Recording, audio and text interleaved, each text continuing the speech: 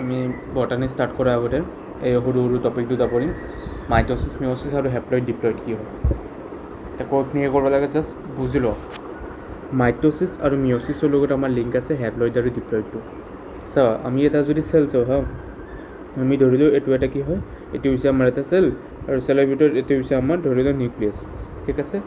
এইটো হৈছে চেল আৰু এইটো কি, এইটো হৈছে আমাৰ নিউক্লিয়াছ। এতিয়া এই নিউক্লিয়াছৰ ভিতৰত আমাৰ কি আছে, এই নিউক্লিয়াছৰ ভিতৰত আমাৰ DNA আছে। এই নিউক্লিয়াছৰ ভিতৰত আমাৰ কি আছে, DNA। ঠিক আছে, এইটো কি, এইটো হৈছে আমাৰ চেল। চেলৰ ভিতৰত আমাৰ এইটো কি আছে, চেলৰ ভিতৰত আমাৰ এইটো হৈছে নিউক্লিয়াছ, আৰু নিউক্লিয়াছৰ ভিতৰত এইটো কি, এইটো হৈছে আমাৰ DNA। বা এইটোক আমি DNAত কৰি ক'ড কৰি আমি এইটো লিখিম জেনেটিক মেটেৰিয়েল।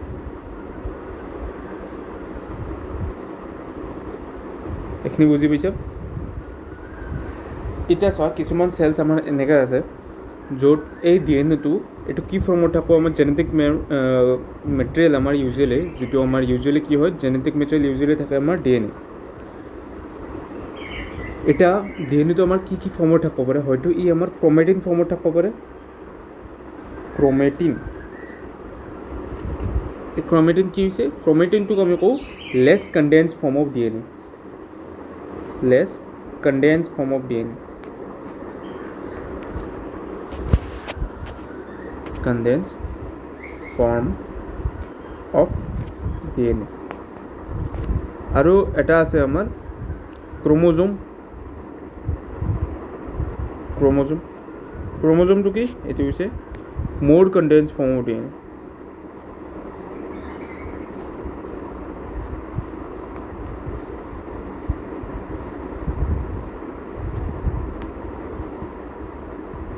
চাবা, যেতিয়া আমাৰ চেলৰ ভিতৰত আমাৰ এইখিনি বুজি পাইছা, চেল থাকে, চেলৰ ভিতৰত আমাৰ নিউক্লিয়াছ আছে, নিউক্লিয়াছত আমাৰ ভিতৰত আমাৰ কি আছে, জেনেটিক মেটেৰিয়েল আছে। জেনেটিক মেটেৰিয়েলটো কি হয়, ইউজুৱেলি DNA হয়, বা কিছুমানৰ তাতে এইটো RNA থাকিব পাৰে। এতিয়া DNA হওক বা RNA হওক, সেই জেনেটিক মেটেৰিয়েল দুটা ফৰ্মত থাকে, ক্ৰমেটিন বা ক্ৰম'জোম ফৰ্ম। ক্ৰমেটিন কি, ক্ৰমেটিনটো হৈছে লেছ কনডেন্স, মানে বেছি কনডেন্স নহয়, less condense form of DNA, আৰু ক্ৰম'জোমটো হৈছে মোৰ কনডেন্স ফৰ্ম অফ DNA। এইখিনি বুজি পাইছা? এতিয়া যেতিয়া আমাৰ চেল ডিভিজন হয়, যেতিয়া কি হয়, আমাৰ চেল ডিভিজন হয়, চেল ডিভিজনৰ টাইমত আমাৰ ফেজেছ থাকে। কি থাকে, আমাৰ ফেজেছ থাকে। ফেজেছ যদি উঠে, ফেজেছ মানে কি, ধৰ তোমাৰ 4টা ডিফাৰেণ্ট টাইপৰ প্ৰচেছ থাকে। ফেজেছ মানে আমি সেই কৰি লৈছোঁ, মানে ভাগ কৰি লৈছোঁ, গোটেই চেল ডিভিজনটোক আমি 4টা ভাগত ভাগ কৰি লৈছোঁ, সেইবিলাকক আমি ফেজেছ বুলি কওঁ। কি হয়, এটাতো আছে আমাৰ G1 ফেজ, এটা আছে আমাৰ S ফেজ, এটা আছে আমাৰ G2 ফেজ, আৰু 4 নম্বৰটো আছে আমাৰ M ফেজ। বুজি পাইছ? এইটো হৈছে আমাৰ চেল চাইকেলৰ পিৰিয়ডটো, টাইমটো আমাৰ। ঠিক আছে, চেল চাইকেলৰ এইখিনি হৈছে আমাৰ M ফেজ, এইটো ধৰি লৈছোঁ আমাৰ G1 ফেজ, এইটো ধৰি লৈছোঁ আমাৰ M ফেজ, এইটো ধৰি লৈছোঁ আমাৰ G1 ফেজ, এইটো ধৰি লৈছোঁ আমাৰ S ফেজ, আৰু এইটো ধৰি লৈছোঁ আমাৰ G2 ফেজ। এনেকৈ চেল চাইকেলটো ঘূৰি থাকোঁ দেই। যিটো আমাৰ ছিকুৱেঞ্চ আছে চেল চাইকেলত, সেইটো এনেকৈ হয়, M ফেজৰ পৰা G1, G1ৰ পৰা S2, S2ৰ পৰা G2। এতিয়া G1 আৰু G2, এই তিনিটা ফেজক আমি লগ কৰি কি বুলি ক'ম, এই তিনিটা ফেজক আমি কওঁ ৰেষ্টিং ফেজ বুলি কওঁ।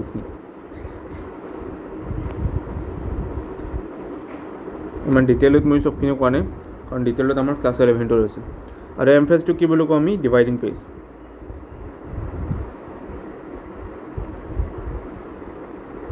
ঠিক আছে, ৰেষ্টিং ফেজটোত আমাৰ কি হয়, চেলটো কি কৰে, প্ৰিপেয়াৰ কৰে।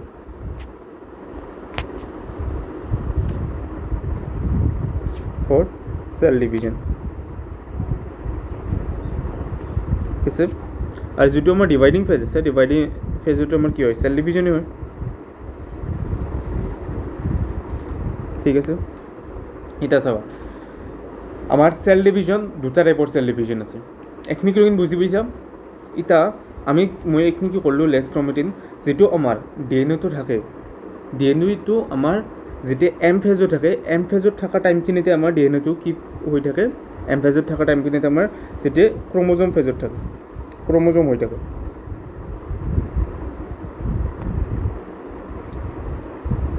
আৰু এই তিনিটা ফেজ যি আছে এই তিনিটা ফেজত ডি এন এটো কেনেকৈ থাকে ক্ৰমেটিন হৈ মাথন থাকে বুজি পাইছে ন সেইকাৰণে মই ক্ৰমেটিন আৰু ক্ৰম'জম কথা কৈছোঁ এম ফেজত ডি এন এটো ফুল্লি কনডেন্স হয় আৰু G1 S আৰু G2 ফেজত ডি এন এটোতো ফুল্লি কনডেন্স নহয় সেইটো আমাৰ ক্ৰমেটিন ফৰ্মত থাকে এতিয়া এছ ফেজত যদি কওঁ আমাৰ এছ ফেজত কি হয় বাছ বুজি যাবতে মই একবাৰ ভালকৈ ৰিভিজন কৰি দিম যাতে কনফিউজন হৈ আছে এছ ফেজত আমাৰ ডি এন এ ৰেপ্লিকেশ্যন হয় ডি এন এ ৰেপ্লিকেশ্যন মানে কি ডি এন এ যিটো এমাউণ্ট থাকে সেইটো ডাবল হৈ যায় বা ডি এন এ ৰেপ্লিকেশ্যন বুলি কওঁ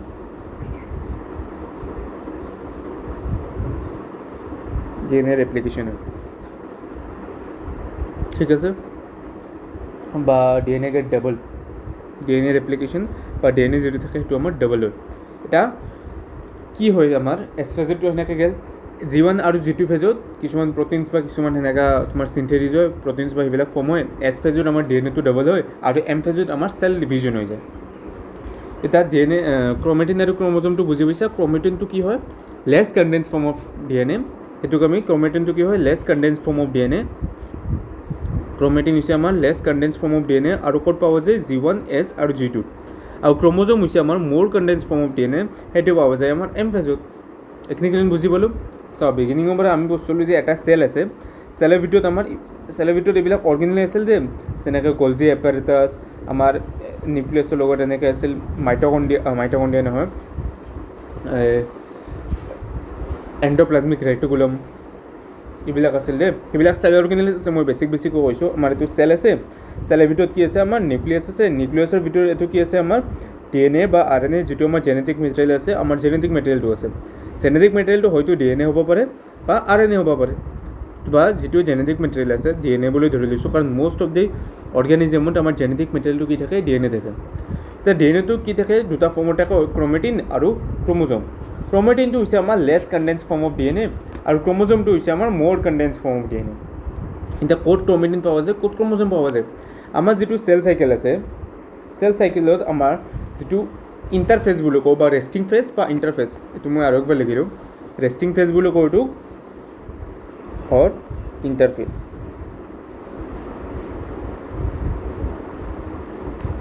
হয়তো এইটোক আমি কি বুলি কওঁ ৰেষ্টিং ফেজ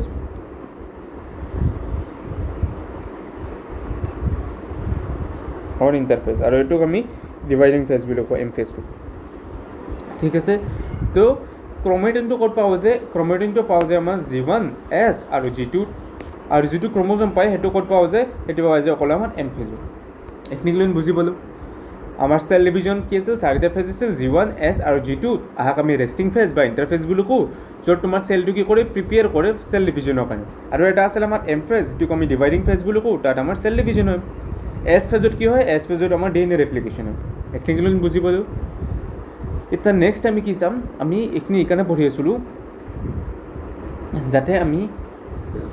হয়তো এনেকৈ পঢ়িব পাৰোঁ যে হেপ্লইড আৰু ডিপ্লইড বুজি উঠি মতন চেল ডিভিজনটো চাওঁ বা আগতে চেল ডিভিজনটো চালোঁ তাৰ পৰা আমি হেপ্লইড ডিপ্লইড বুজি চাম আগতে আমি কি চাম আগতে আমি হেপ্লইড ডিপ্লইডটো বুজি চাওঁ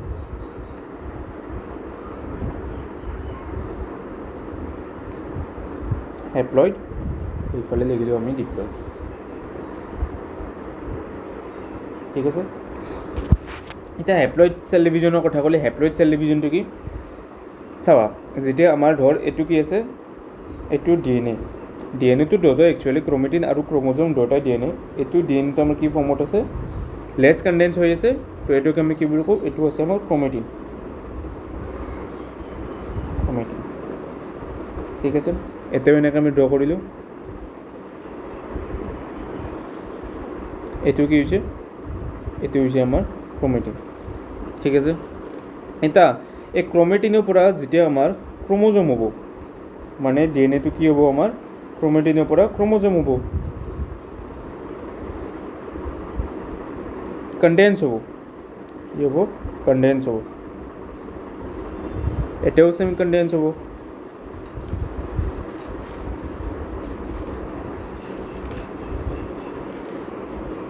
কনডেন্স হোৱাৰ পিছত কি ফৰ্ম কৰিব আমাৰ ক্ৰমোজম কিছুমান এনেহেন টাইপৰ ক্ৰমোজম থাকিব এনেহেন টাইপৰ ক্ৰমোজম থাকিব এনেহেন টাইপৰ ক্ৰমোজম থাকিব ঠিক আছে এনেহেন টাইপৰ এনেহেন টাইপৰ এনেহেন টাইপৰ ঠিক আছে যিটো আমাৰ হেপ্লইড থাকে তাত আমাৰ ছিংগল এটা আমি লিখিব পাৰিম এই তিনিটা আছে ন তো এইটো লিখিব পাৰিম n=3 আৰু যিটো আমাৰ ডিপ্লইড হয় না তুমি ড্ৰয়িংটোতে বুজি চাওঁ এইটো x আছে এইটো NN আছে যদি এইটো ক্ৰমোজম এনে হয় এইটো ক্ৰমোজম NN হ'ব যদি এইটো ক্ৰমোজম আমাৰ NN হৈ আছে তো এইটো ক্ৰমোজমৰ NN হ'ব ইয়াত যদি আমি নাম্বাৰ অফ ক্ৰমোজম কওঁ ইয়াত কম আমি 2y/6 মানে কি যিটো আমাৰ হেপ্লইড ক্ৰমোজম আছে হেপ্লইড চেল আছে হেপ্লইড চেলত কেনেকৈ থাকিব আমাৰ DNA যিবিলাক আমাৰ DNA আছে বা যিবিলাক ক্ৰমোজম আছে না ক্ৰমোজমৰ আমাৰ পেয়াৰিং হোৱাৰ কাৰণে হোমোলগাছ পেয়াৰ নাথাকে ইয়াত এই দুটা যি জোৰা আছে এই জোৰাটোক আমি কি বুলি কওঁ এইটোক আমি কওঁ হোমোলগাছ পেয়াৰ এইটো আমি কওঁ হোমোলগাছ পেয়াৰ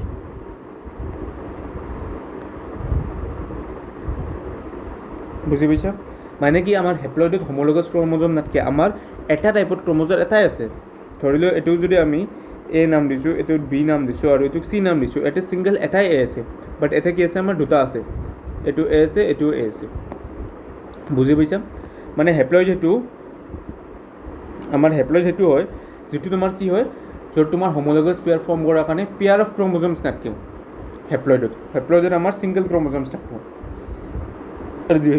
যিবিলাক আমাৰ ডিপ্লইড হয় সেইটোত কি আমাৰ পেয়াৰ অফ ক্ৰমোজম থাকে মানে তাতে কি থাকে আমাৰ হোমোলগাছ পেয়াৰ থাকে হেপ্লইড আৰু ডিপ্লইডটো বুজি পালা হেপ্লইডটো সেইটো হয় য'ত আমাৰ ছিংগল ক্ৰমোজম থাকে য'ত আমাৰ পেয়াৰ ফৰ্ম কৰিব নোৱাৰে মই এইটো জাষ্ট এক্সাম্পল দিছোঁ n=3 কিছুমান চেলছত আমাৰ এতিয়া মই হিউমেন চেলছৰ এক্সাম্পল দিওঁ আমাৰ যদি হিউমেনছৰ কথা কওঁ হিউমেনত আমাৰ নৰ্মেল চেল এটাত আমাৰ কিমান ক্ৰমোজমছ থাকে বুলি ভাবিছা 46টা ক্ৰমোজম থাকে 46 ক্ৰমোজম থাকে নৰ্মেল হিউমেন চেলত বাট এই 46 ক্ৰমোজমটো কেনেকৈ থাকে জানা 23 পেয়াৰত থাকে কিয় জানা আমাৰ হিউমেন চেলটো কেনেকুৱা আমাৰ হিউমেন চেলটো হৈছে একচুৱেলি ডিপ্লইড হিউমেন চেলটো আমাৰ ডিপ্লইড মানে এটা যেনেকৈ n=, আমি 2n=6 লিখিছোঁ এইটোক আমি লিখিম 2n=46 হিউমেন চেল এটা মানে নৰ্মেল চেলছ মানে চেল আমাৰ স্কিনৰ চেলছ বুলি কওঁ আমি যদি কওঁ আমাৰ হাৰ্টৰ চেলছ আমাৰ লিভাৰৰ চেলছ তাৰে চেলছবিলাক কি হয় আমাৰ ডিপ্লইড চেলছৰ আৰু নাম্বাৰ অফ ক্ৰমোজমছ কিমান আছে আমাৰ 46 আছে বাট 23 পেয়াৰ্ছত আছে মানে জৰা হিচাপত আছে সেইটোক আমি কওঁ ডিপ্লইড এতিয়া ধৰি লওঁ আমাৰ হিউমেন চেলৰ যিটো আমাৰ জাৰ্ম চেল আছে যিটো আমাৰ কি চেলছ বুলি কওঁ জাৰ্ম চেলছ মানে কি জাৰ্ম চেলছ দুটাই আছে মেলছৰ তাতে আছে আমাৰ স্পাৰ্ম আৰু ফিমেলছৰ তাতে কি আছে এগ চেল এই দুটো কি হৈছে এই দুটা হৈছে আমাৰ হেপ্লইড আৰু আমি যিটো হেপ্লইড হয় সেইটো এন দি ৰিপ্ৰেজেণ্ট কৰোঁ যিটো হেপ্লইড হৈছে সেইটোক আমি এন দি ৰিপ্ৰেজেণ্ট কৰোঁ আৰু যিটো ডিপ্লইড সেইটো আমি 2n দি ৰিপ্ৰেজেণ্ট কৰোঁ 2n মানে কিয় কাৰণ এতিয়া আমাৰ ক্ৰমোজমৰ কি পেয়াৰ আছে আৰু এইটোতো একো পেয়াৰ নাই তো জাৰ্ম চেল যিটো আছে যেনেকৈ স্পাৰ্ম আৰু এগ সেইবিলাক কি হৈছে সেইবিলাক হৈছে আমাৰ হেপ্লইড বুজি পাইছা সেইবিলাক কি হৈছে সেইবিলাক হৈছে আমাৰ হেপ্লইড আৰু ইয়াত যদি সোধা ইয়াত আমাৰ ক্ৰমোজম কিমান আছে ইয়াত যদি সোধা ইয়াত আমাৰ ক্ৰমোজম আছে 23 ক্ৰমোজমছ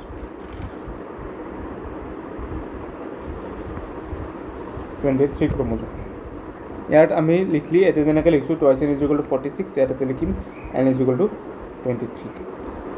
ইয়াত অকল 23টা ক্ৰমোজমছ আছে আৰু ডিপ্লইড চেল এটাত 46টা ক্ৰমোজম আছে হেপ্লইডটোত ইয়াত যদি আমাৰ থাকে ক্ৰমোজম যদি 46টা থাকে এনেকৈ থাকিব এনেকৈ থাকিব বা এনেকৈ যদি থাকে n=23 কেনেকৈ ক্ৰমোজমছ থাকিব এনেকৈ থাকিব মানে ইয়াত ডাবল কপি নাথাকে এটা পেয়াৰ কৰাৰ কাৰণে চিমিলাৰ ক্ৰমোজমছ দুটা নাথাকে বুজি পাইছে না পেয়াৰ অফ চিমিলাৰ ক্ৰমোজমছক আমি কি বুলি কওঁ হোমোলগাছ পেয়াৰ মানে যিবিলাক আমাৰ ডিপ্লইডছ আছে তাৰ হোমোলগাছ পেয়াৰ আছে তাৰ এনেকৈ দুটা ক্ৰমোজম আছে পেয়াৰত বা যিবিলাক হেপ্লইডত থাকে তাতে আমাৰ এটা ক্ৰমোজমে থাকে বাট নাম্বাৰছ অফ ক্ৰম'জম বেলেগ বেলেগ থাকিব লাগে বেলেগ বেলেগ অৰ্গেনিজমছ বা বেলেগ বেলেগ চেলছত যেনেকৈ হিউমেন চেলছত তোমাৰ যিবিলাক নৰ্মেল চেলছ আছে এক্সেপ্ট জাৰ্ম চেলছ যিবিলাক আমাৰ চেলছ আছে লিভাৰ চেলছ হওক কিডনিৰ চেলছ হওক আমাৰ স্কিন চেলছ হওক আমাৰ লিভাৰ চেলছ হওক আমাৰ আইজৰ চেলছ হওক য'ৰে চেলছ আছে তাৰ নামে কি হয় সেই গোটেইকেইটা চেলছ আছে ডিপ্লয়ড চেল য'ত আমাৰ 23 পেয়াৰ্ছ আছে আৰু 46টা আমাৰ ক্ৰম'জম আছে 23 পেয়াৰত থাকে মানে হোমোলগাছ পেয়াৰ যদি এতিয়া সুধোঁ হিউমেনৰ normal except germ cells homologous pair কিমান আছে 23টা হোমোলগাছ পেয়াৰ আছে আৰু যদি আমি জাৰ্ম চেলৰ কথা কওঁ য'ত আমাৰ দুটা টাইপ অফ চেলছ আছে স্পাৰ্ম চেল আৰু এগ চেল আহুন কি হয় আহুন হেপ্লইড হয় ডিপ্লয়ডৰ টোটেল নাম্বাৰছ অফ হিউমেনৰ কেছত ডিপ্লয়ডৰ টোটেল নাম্বাৰছ অফ চেলছ কিমান আছিল 46 বাট জাৰ্ম চেলছত তোমাৰ টোটেল নাম্বাৰ অফ ক্ৰম'জমছ কিমান আছে 23 আৰু আহাৰ পেয়াৰ ফৰ্ম কৰিব নোৱাৰে মানে আহাৰ কি হয় হোমোলগাছ পেয়াৰ নাই এইটোক মই অলপ আগতে কৈছিলোঁ এইটোক আমি কি বুলি কওঁ এইটোক আমি কওঁ হোমোলগাছ পেয়াৰ হোমোলগাছ পেয়াৰ বুজি পাইছা হেপ্লইড আৰু ডিপ্লয়ড কি ধৰ মই এটা আৰু এক্সাম্পল দিওঁ এটা আমাৰ অৰ্গানিজমছ আছে এটা অৰ্গানিজম য'ত আমাৰ টোটেল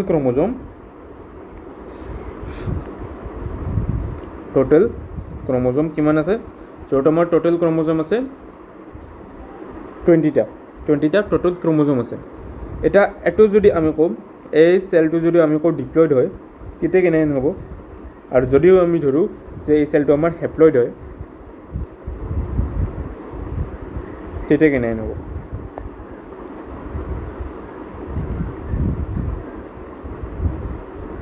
চাই লওঁ এতিয়া যদি এইটো ডিপ্লয়ড হয় মানে কি এতিয়া আমাৰ কি আছে তো আমি ক'ব পাৰিম এতিয়া আমাৰ হোমোলগাছ ক্ৰম'জম আছে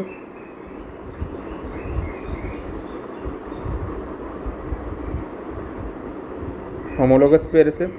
হোমোলগাছ ক্ৰম'জম সেই ক্ৰম'জমকেইটা কওঁ হোমোলগাছ ক্ৰম'জম আৰু পেয়াৰটো কওঁ হোমোলগাছ পেয়াৰ আৰু ইয়াতে আমাৰ হোমোলগাছ পেয়াৰ নাই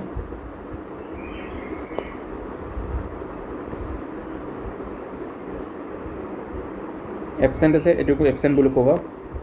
এবচেণ্ট আছে এতিয়া যদি আমি এইটোক লিখিব পাৰোঁ এৰে ক্ৰম'জমছবিলাক কেনেহেন হ'ব এৰে ক্ৰম'জমছবিলাক এনেহেনকৈ পেয়াৰত আছে বাট এতিয়া যদি কওঁ এৰে 20টা ক্ৰম'জমছ এনেহেনকৈ থাকিব ধৰ এনেহেন আছে ধৰ এইটো এনেহেন হৈ আছে বুজিছা এনেকৈ 20টা থাকিব আৰু এনেকৈ এতিয়া আমাৰ 10টা জৰা থাকিব বুজি পাইছে হেপ্লইড আৰু ডিপ্লয়ড কি ঠিক আছে এতিয়া নেক্সট আমি পঢ়িম হেপ্লইড আৰু ডিপ্লয়ড চেলছবিলাক ফৰ্ম কেনেকৈ হৈছে চাবা হিউমেনছৰ এক্সাম্পল দিছোঁ মই এতিয়া কৰোঁ হিউমেনৰ কেছত কি হয়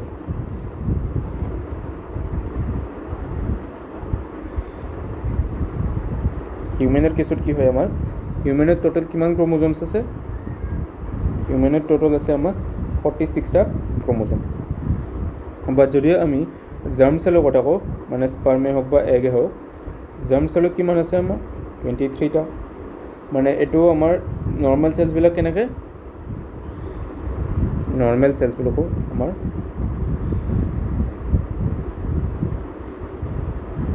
নৰ্মেল চেলত আমাৰ কিমান আছে আৰু এইটো হৈছে জাৰ্ম চেল নৰ্মেল চেলবিলাক আমাৰ ডিপ্লয়ড হয় জাৰ্ম চেলবিলাক হেপ্লয়ড হয় এতিয়া হেপ্লয়ড ডিপ্লয়ডৰ পৰা আমাৰ হেপ্লয়ডটো ফৰ্ম কেনেকৈ হয় সেইটো চাম আমি মই এতিয়া চেল ডিভিজনৰ কথা কৈছিলোঁ আমাৰ চেল ডিভিজন কৰিলে আমাৰ চেল ডিভিজনত ন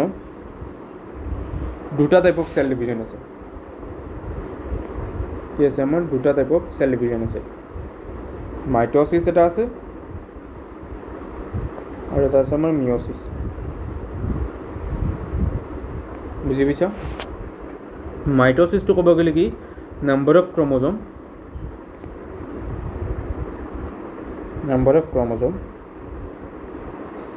remains same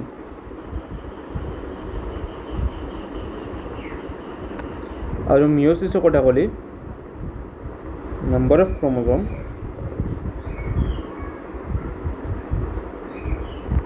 become half so কি হয় আমি যদি মাইট'চিছৰ কথা কওঁ মাইট'চিছটো কেনেহেন ধৰি লোৱা আমাৰ ৰ'বা চেল ডিভিজনটো মানে গম পাওঁ ন চেল ডিভিজন কি আমাৰ চেল এটা ডিভাইড কৰোঁ মানে ধৰি লওক এটা চেল আছে এটা চেলৰ পৰা আমি দুটা চেল বনালোঁ আৰু একচুৱেলি মাইট'চিছত সেইটোৱে হয় আমাৰ এটা চেলৰ পৰা আমি দুটা চেল বনাওঁ ফৰ এক্সাম্পল এইটো চেলত যদি আমাৰ কিমান আছে হিউমেন চেল এটাত 46 ক্ৰম'জম আছে তো এইটোতো আমাৰ 46 ক্ৰম'জম থাকিব এইটোতো আমাৰ কি থাকিব 46 ক্ৰম'জমে থাকিব এইটো হৈছে আমাৰ মাইট'চিছ য'ত আমাৰ নাম্বাৰ অফ ক্ৰম'জম যিটো আমাৰ ডটাৰ চেলছ বুলি কয় এইকেইটা এইটো কমি পেৰেণ্ট চেল বা মাদাৰ চেল আৰু এইকেইটা কমি ডটাৰ চেল তো কি হয় চেল ডিভিজন যিটো আমাৰ মাইট'চিছ হয় মাইট'চিছ চেল ডিভিজনত আমাৰ যিকেইটা আমাৰ ডটাৰ চেলছ থাকে ডটাৰ চেলছত আমাৰ কি হয় নাম্বাৰছ অফ ক্ৰম'জম ছেমে থাকে বা যদি আমি মিঅ'চিছৰ কথা কওঁ যদি আমি মিঅ'চিছৰ কথা কওঁ মিঅ'চিছত কি হয় এইটো আমাৰ চেল এটা চেলছৰ পৰা আমাৰ ফাৰ্ষ্ট দুটা চেলছ ফৰ্ম হ'ব আৰু এই দুটা চেলছৰ পৰা টোটেল ক'ব গ'লে আমাৰ মিঅ'চিছত চাৰিটা চেলছ ফৰ্ম হ'ব এইখিনি প্ৰচেছক আমি কি বুলি ক'ম এইখিনিক আমি ক'ম মিঅ'চিছৰো দুটা ভাগ আছে মিঅ'চিছ 1 তাৰ এইখিনি প্ৰচেছক আমি কি বুলি ক'ম এইখিনিক আমি ক'ম মিঅ'চিছ 2 আৰু চাবা যদি আমাৰ পেৰেণ্ট চেলটোত যিটো আমাৰ ধৰি লওক চ' পেৰেণ্ট চেলছত ধৰি লওক 46 ক্ৰম'জম আছে তো যিকেইটা আমাৰ এই ডটাৰ চেলছ আছে ন এই ডটাৰ চেলছকেইটাক আমাৰ 23টা ক্ৰম'জমে থাকিব এটাই 23 ক্ৰম'জম আছে এটাই 23 ক্ৰম'জমছ আছে এটাই 23 ক্ৰম'জমছ আছে আৰু এটা আমাৰ 23 ক্ৰম'জম আছে বুজি পাইছা মাইট'চিছ ক'ব গ'লে একদম চিম্পল সেইটো য'ত তোমাৰ নাম্বাৰছ অফ ক্ৰম'জম ছেম থাকে আৰু মিঅ'চিছ ক'ব গ'লে কি হয় তোমাৰ নাম্বাৰ অফ ক্ৰম'জম হাফ হয় হাফ হ'লে মানে কি তোমাৰ ডিপ্লয়ডত এনেহেনকৈ জোৰা আছিল ৰাইট এনেহেনকৈ আমাৰ জোৰা আছিল এইটো কি আছিল এইটো আমি আছিল ডিপ্লয়ড এতিয়া ডিপ্লয়ডত যদি আমি কি কৰিলোঁ মিঅ'চিছ কৰিলোঁ ডিপ্লয়ডত কি কৰিলোঁ আমি মিঅ'চিছ কৰিলে কি হয় আমাৰ হেপ্লয়ড হৈ যায় যদি আমি ডিপ্লয়ডৰ পৰা ডিপ্লয়ড চেল এটাৰ যদি আমি মিঅ'চিছ কৰোঁ তেতিয়া কি হয় আমাৰ হেপ্লয়ড হৈ যায় ঠিক আছে তো মিঅ'চিছ কৰিলোঁ এতিয়া দুটা আমাৰ চেলছ ফৰ্ম হয় এইটো আমাৰ এটা চেল আছিল যিটো ডিপ্লয়ড আছিল দেন আমাৰ এতিয়া দুটা চেলছ হ'ল যিটো হেপ্লয়ড হ'ল এটা চেলত তাতে আমাৰ এনেহেনকৈ থাকিব আৰু নেক্সট চেলছ এটা তাতে আমাৰ এনেহেনকৈ থাকিব মানে কি হ'ল এই যি জোৰা আছিল এই জোৰাটোক আমি দুটা চেলছৰ তাতে ভাগ কৰি দিলোঁ বুজি পাইছা ন তো য'ত আমাৰ এটা হোমোলগাছ পেয়াৰ আছিল সেই হোমোলগাছ পেয়াৰত আমাৰ এটা নাম্বাৰ অফ ক্ৰম'জম ধৰি লওক 46 আছিল এটা নাম্বাৰ অফ ক্ৰম'জম মিঅ'চিছৰ পিছত কি থাকিব 23 অবভিয়াছলি এটা চাৰিটা চেলছ ফৰ্ম হ'ব but each cells number of chromosome half হৈ যায় বাট মিঅ'চিছৰ কথা ক'লি মাইট'চিছৰ কথা ক'লি নাম্বাৰ অফ ক্ৰম'জম ছেমে থাকে তো এৰে পৰা আমি এটা কনচেপ্ট এতিয়া বুজিব লাগিব যদি এটা চেল আমাৰ কি আছে ডিপ্লয়ড চেল এটা আছে ঠিক আছে ডিপ্লয়ড চেল এটা যদি আমি মাইট'চিছ কৰি কি কৰোঁ মাইট'চিছ যদি কৰোঁ দুটা চেল ফৰ্ম হয় চাৰিটা চেল ফৰ্ম হয় সেইটো বাদ দি ডিপ্লয়ড চেল এটা যদি আমি মাইট'চিছ কৰোঁ তেতিয়া ইফালে আমাৰ ডিপ্লয়ড চেলছে ফৰ্ম হ'ব যদি আমি হেপ্লয়ড চেল এটাৰ কি কৰোঁ আমি যদি এটা হেপ্লয়ড চেলছৰ কি কৰোঁ মাইট'চিছ কৰোঁ চাগে সেনেকৈ ক'ব নোৱাৰিম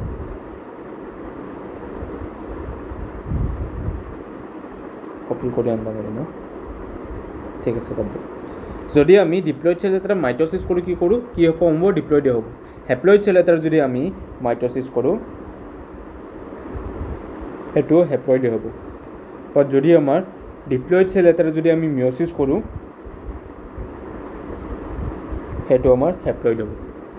ডিপ্লয়ডৰ মাইট'চিছ কৰিলেও ডিপ্লয়ড হ'ব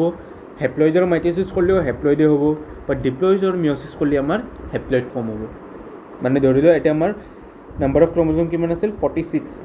মানে ইফালেও যিকেইটা চেল আছে মাইট'চিছ কৰিলে দুটা ফৰ্ম চেল হয় মিঅ'চিছ কৰিলে আমাৰ চাৰিটা ফৰ্ম চেল হয় আৰু number of chromosome in each cell মাইট'চিছত ছেম থাকে মিঅ'চিছত হাফ হৈ যায় এতিয়া আমাৰ মাইট'চিছ কৰাৰ পিছত এতিয়া কিমান থাকিব 46 ক্ৰম'জম থাকিব এতিয়া ধৰি লওক আমাৰ প্ৰথমতে হেপ্লয়ড আছিল মানে এতিয়া আমাৰ কিমান আছিল 23 ক্ৰম'জম আছিল মাইট'চিছ কৰাৰ পিছতো আমাৰ 23 ক্ৰম'জম থাকিব বাট এইটো আমাৰ ডিপ্লয়ড আছিল এতিয়া আমাৰ 46 ক্ৰম'জম আছিল 46 ক্ৰম'জম মানে কি 23 পেয়াৰ এইটো আমাৰ কি আছিল 23 পেয়াৰত আছিল তো মিঅ'চিছ কৰাৰ পিছত এইটো কি হ'ল আমাৰ 23 এটা ক্ৰম'জম আছিল এতে নো পেয়াৰ এটা কোনো পেয়াৰিং হ'ব এটা মনত আৰু এটা কুৱেশ্যন আহি আছে চাগে যদি আমাৰ হেপ্লয়ড হয় যদি আমি মিঅ'চিছ কৰোঁ তেতিয়া কি হ'ব একচুৱেলি হেপ্লইডৰ মিউচিছ কৰবাই নোৱাৰোঁ হেপ্লইডৰ মিউচিছ আমি নকৰোঁৱে বুজিছা আমি হেপ্লইডৰ অকল মাইট'চিছ কৰোঁ ডিপ্লইডৰ আমি মাইট'চিছো কৰোঁ মিউচিছো কৰোঁ বাট হেপ্লইডৰ অকল আমি মাইট'চিছ কৰোঁ তো এতিয়া কুৱেশ্যন আহিব লাগে যে হেপ্লইডৰ পৰা যদি আমি ডিপ্লইড ফৰ্ম কৰিব লাগে তেতিয়া কেনেকৈ হ'ব এনেকৈতো আমি ফৰ্ম হৈ আছোঁ ৰিপ্ৰডাকশ্যনত আৰে চ' ধৰি লওঁ এইটো কি আছিল আমাৰ স্পাৰ্ম আছিল আৰু এইটো আছিল আমাৰ এগ স্পাৰ্মটো কি হয় হেপ্লইড হয় সকলো মনত আছেনে মই এতিয়া কৈছিলোঁ স্পাৰ্ম চেল ডিভিজনত যিবিলাক জাৰ্ম চেলছ থাকে কেনে হয় এইকেইটা জাৰ্ম চেলছবিলাক আমাৰ হেপ্লইড হয় কৈছিলোঁ ন স্পাৰ্ম হওক বা এগ হওক কি হয় হেপ্লইড হয় মানে এতিয়া যদি ধৰি লওঁ এইটো আছিল কি এগ আছিল আৰু এইটো আছিল স্পাৰ্ম এই দুটাই হেপ্লইড হয় আহাৰ ফাৰ্টিলাইজেশ্যন হ'ব আফটাৰ ছেক্সুৱেল ৰিপ্ৰডাকশ্যন আফটাৰ ইণ্টাৰক'ৰ্ছ তোমাৰ কি হয় ফাৰ্টিলাইজেশ্যন হ'ব ইন দ্য ফিমেল বডি আৰু চব ছেক্সুৱেল ৰিপ্ৰডাকশ্যনতে এনেহে জাৰ্ম চেলছবিলাক কি হয় ফাৰ্টিলাইজ হ'ব দেন ফৰ্ম কৰিব আমাৰ জাইগোট ই ফৰ্ম কৰিব জাইগোট আৰু জাইগোটটো আমাৰ ডিপ্লইড হয় মানে হিউমেনছৰ কথা ক'লি এতিয়া আমাৰ কিমান আছিল 23টা ক্ৰম'জম আছিল এটা আছিল 23টা ক্ৰম'জম এতিয়া কি আছিল এটা আছিল 23টা ক্ৰম'জম বাট এতিয়া কিমান আছিল এটা আছিল আমাৰ 46টা ক্ৰম'জম বুজি পাইছা 23 আৰু কি হৈছিল লাষ্টত 46 গুড সেইখিনি আমাৰ ক'ব লগা আছিল হেপ্লইড ডিপ্লইড এতিয়া একবাৰ আমি জাষ্ট কওঁ আমি কি চাওঁ হেপ্লইড মানে কি হেপ্লইড ডিপ্লইড আৰু চেল ডিভিজনৰ কথা আমাক কৰিব লগা আছিলে মাইট'চিছ এইটো য'ত তোমাৰ নাম্বাৰ অফ ক্ৰম'জম য'ত আমাৰ নাম্বাৰ অফ ক্ৰম'জম ছেম থাকে সেইটোক আমি কি বুলি কওঁ মাইট'চিছ আৰু যদি আমাৰ ডিপ্লইড চেল এটাৰ যদি আমি কি কৰোঁ মাইট'চিছ কৰোঁ তেতিয়া ডিপ্লইড চেল ফৰ্ম হ'ব হেপ্লইড চেল এটা যদি আমি মাইট'চিছ কৰোঁ তেতিয়া আমাৰ হেপ্লইড চেল ফৰ্ম হ'ব ঠিক আছে আৰু যদি এতিয়া সুধোঁ আমি মিঅ'চিছ কি হয় মিঅ'চিছত য'ত নাম্বাৰ অফ ক্ৰম'জম